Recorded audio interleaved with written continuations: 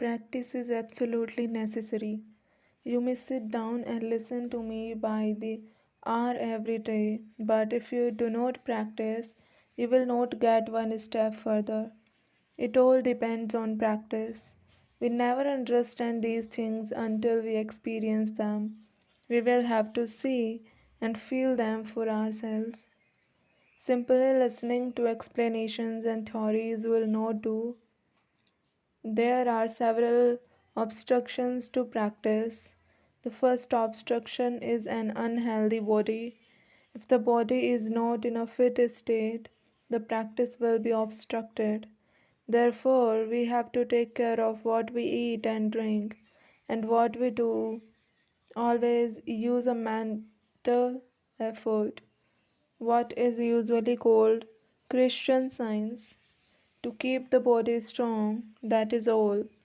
Nothing further of the body. We must not forget that health is only a means to an end. If health were the end, we would be like animals. Animals rarely become unhealthy. The second obstruction is doubt. We always feel doubtful about things we do not see.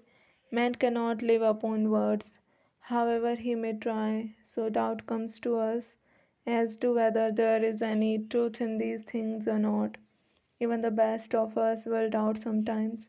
With practice, within a few days, a little glimpse will come, enough to give you encouragement and hope.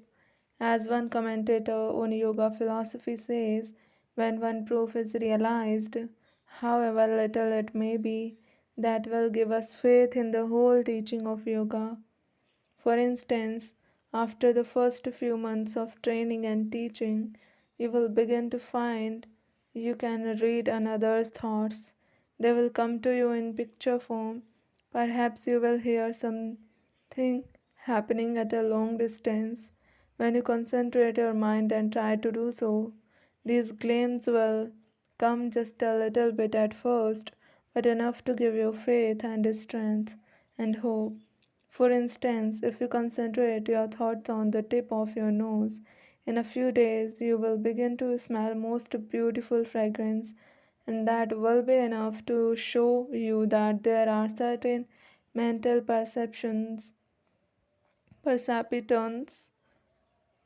that can be made obvious without the contact of physical objects. But we must always remember that these are only the means, the aim, the end and goal of all this training is liberation of the soul. Absolute control of nature and nothing short of it must be the goal. We must be the masters and not nature. Neither body nor mind must be our master, and neither must we forget that the body is mind and nor not I.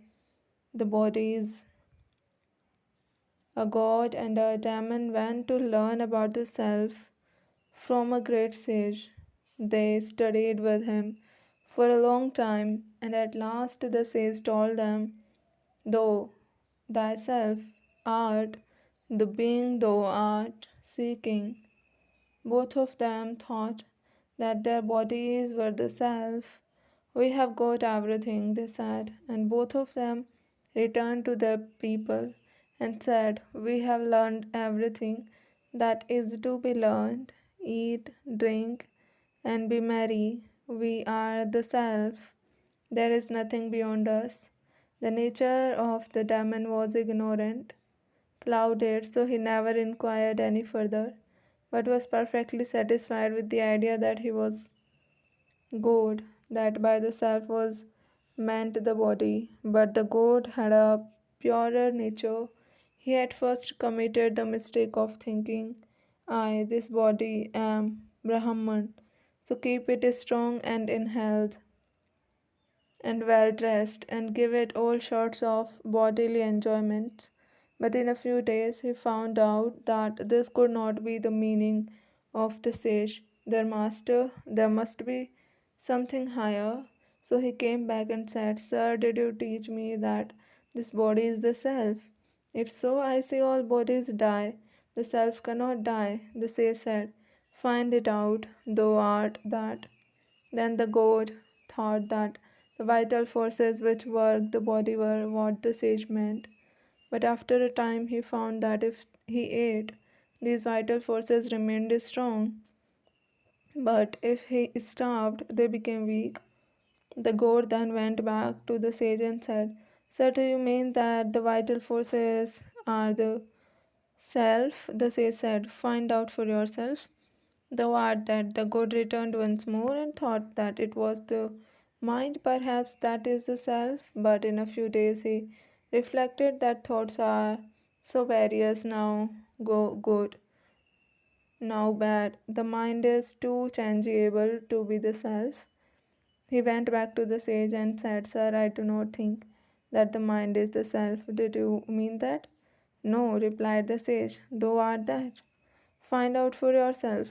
The god went back and at last found that he was the self beyond all thought, one without birth or death, whom the sword cannot pierce or the fire burn, whom the air cannot dry or the water melt, the beginning less and birthless and immovable, the intangible, the omniscient, the omnipotent being, and that it was neither the body nor the mind, but beyond them all. So he was satisfied, but the poor demon did not get the truth, owing to his fondness for the body.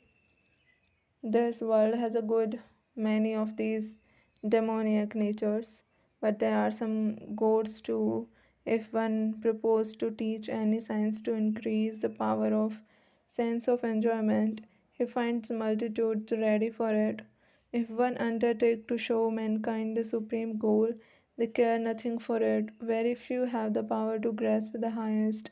Fewer is still the patience to attain to it, but a few also know that if the body be kept for 1,000 years, the result will be the same in the end. When the forces that hold it together go away, the body must fall. No man was ever born who could stop his body one moment from changing. Body is the name of a series of changes. As in a river, the masses of water are changing before you every moment, and new masses are coming, yet taking similar form. So is it with this body, yet the body must be kept strong and healthy. It is the best instrument we have. This human body is the greatest body in the universe, and a human being the greatest being. Man is higher than all animals, than all angels. None is greater than man. Even the devas will have to come down again and attain to salvation through a human body. Man alone attains to perfection, not even the devas. According to the Jews and Mohammedans, God created man. After creating man, he asked the angels to come and salute him, and all did except Iblis. So God cursed him and he became Satan. Behind this allegory is the great truth that this human birth is the greatest birth we can have. The lower creation, the animal, is dull and manufactured mostly out of tamas. Animals cannot have any high thoughts, nor can the angels or devas attain to direct freedom without human birth. In human society, in the same way, too much wealth or too much poverty is a great impediment to the higher development of the soul. It is from the middle classes that the great ones of the world come. Here, the forces are very equally adjusted and balanced. Returning to our subject, we come next to pranayama, controlling the breathing. What has that to do with concentrating the parts of the mind? Breath is like the flywheel of this machine.